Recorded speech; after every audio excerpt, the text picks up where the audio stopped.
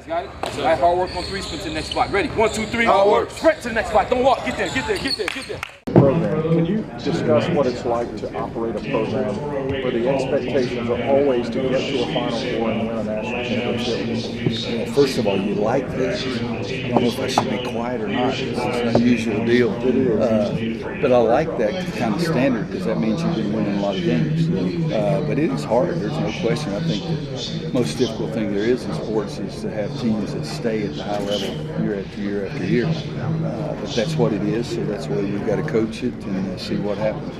Coach, with Luke, Cam, Kenny, those guys departing last year, who do you look to kind of fill that leadership role coming in this year?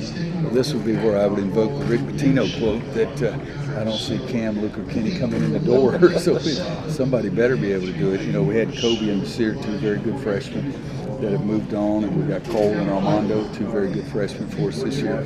But it's hard to replace Luke May, Kenny Reed, and Kenny Johnson. And through 8 practices, we haven't found anybody to replace them yet.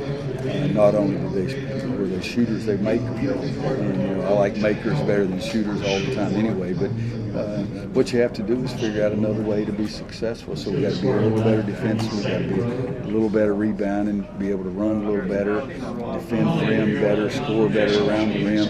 If you don't have the three-point shooting that those guys provide. Coach, we talked to you the other day a little bit about the California law, and no one really knows what it's going to do.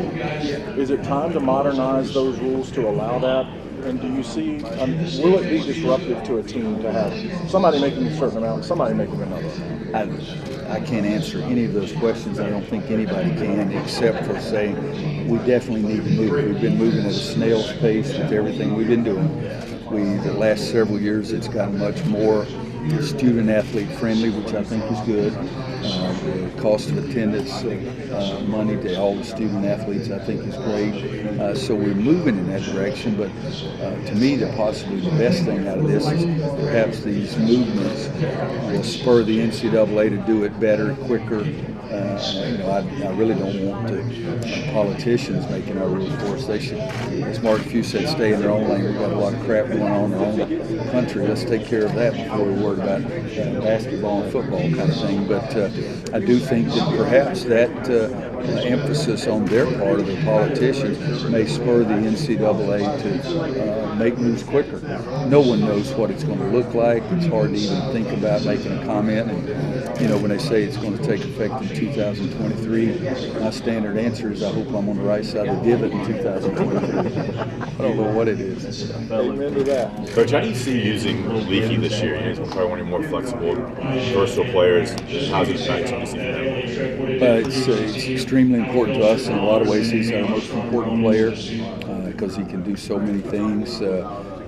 We've had 8 practices. He's probably practiced 30% of the time. We need a lot more out of him than that. When he's on the court, our team is completely different than it is when he's not on the court. So we've got to get him out there. He's better defensively than anybody else. He gets his hands on more balls, gets his hands on more offensive rebounds. The shot hasn't been going in for him yet this year, but he's got such a small sample of shots that he's taken because he's only played, like I said, 30 to 35% of our practice time. Is he still struggling with injuries or coming back slowly? We're trying to make sure we take the time because it was a very serious ankle injury. I mean, he missed 16 or 18 games, so it was really, really serious. But so we're just trying to go slowly and have him for the long term. In what way did you see that affect him? Maybe personally, that injury? Because it seemed like he was coming along. Well, it was devastating to him because he wanted to be a big-time player and wanted to be important to us. And if we had had him throughout the entire season last year, we would have been a better team.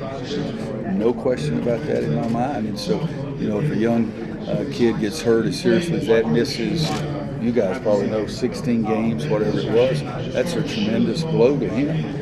But he's enjoying his time back out on the court. We just got to be patient and get him out there a little bit more, and hopefully have him for the whole year. Roy, what have you learned about your teams? The biggest thing is that we're going to struggle scoring. Like I said, Cam and Luke and Kenny aren't there, so we better be a little bit better in every other area, run it a little bit better. get more action around the rim because we don't have the three-point shooting.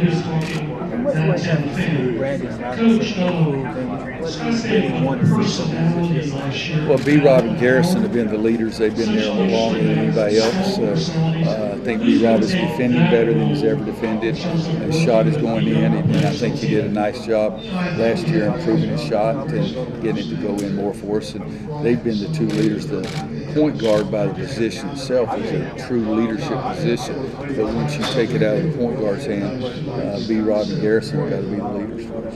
You said you're going to struggle with scoring. Do you think Christian and Justin and Cole are not going to be able to kind of fill the role those guys had just because they're new and younger?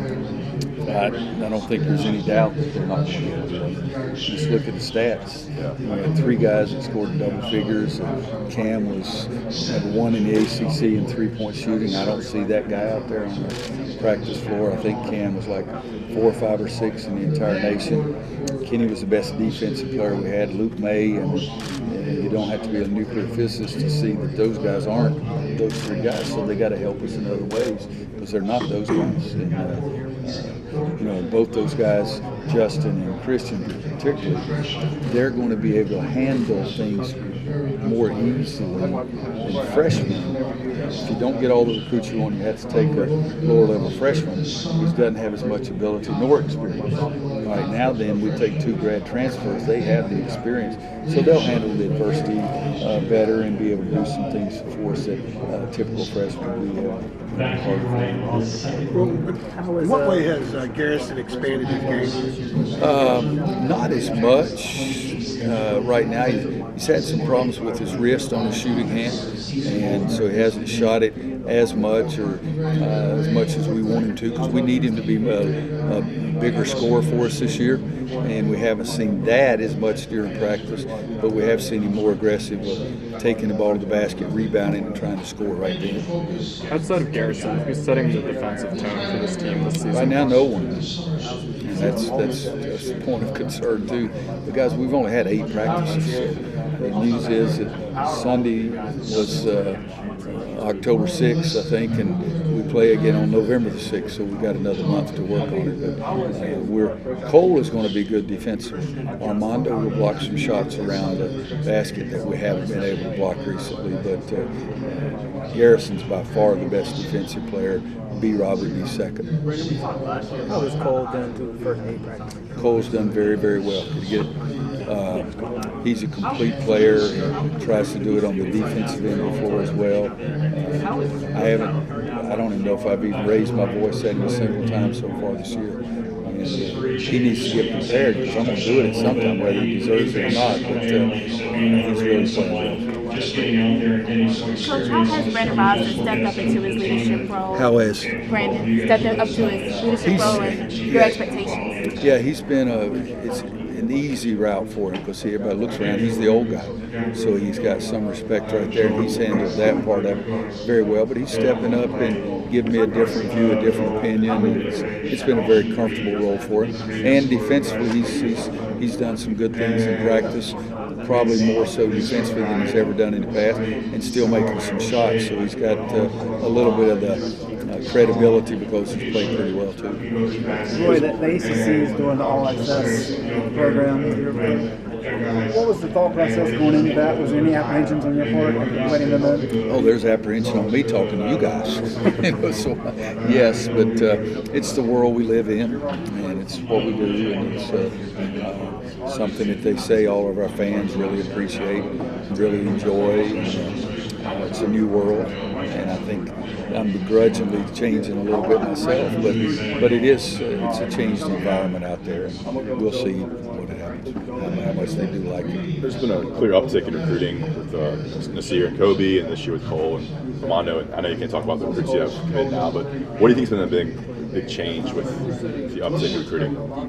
Well, there was not an uptick. There was just a 3-year period there. It was almost impossible.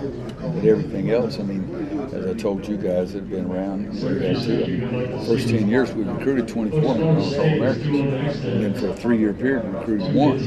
And I didn't can get that done that quickly, nor have I gotten that smart that quickly. It's easier when you don't have that cloud hanging over that we had for several years. And I've gone to see kids just as much, probably even more. Been their homes, their games, they've been on campus. So it's just back to a different atmosphere than it was for those 3 years. It's not a change. I didn't even know Kendall's title was director of recruiting. I didn't know what the crap you're talking about, because director of recruiting is this guy. But he does a better job, because if I say I want to see some guy and play the game last Sunday at Peach Jam, he can pull it up and show it to me. But I couldn't even think I'd ever even come close to doing that. So, but I do think that you have to change. But no, I just think we took a 3-year vacation there that was forced that I didn't like at all. Guys got it? All right, hard work on 3, sprint to the next spot. Ready? 1, 2, 3. Hard work. Sprint to the next spot. Don't walk. Get there, get there, get there, get there.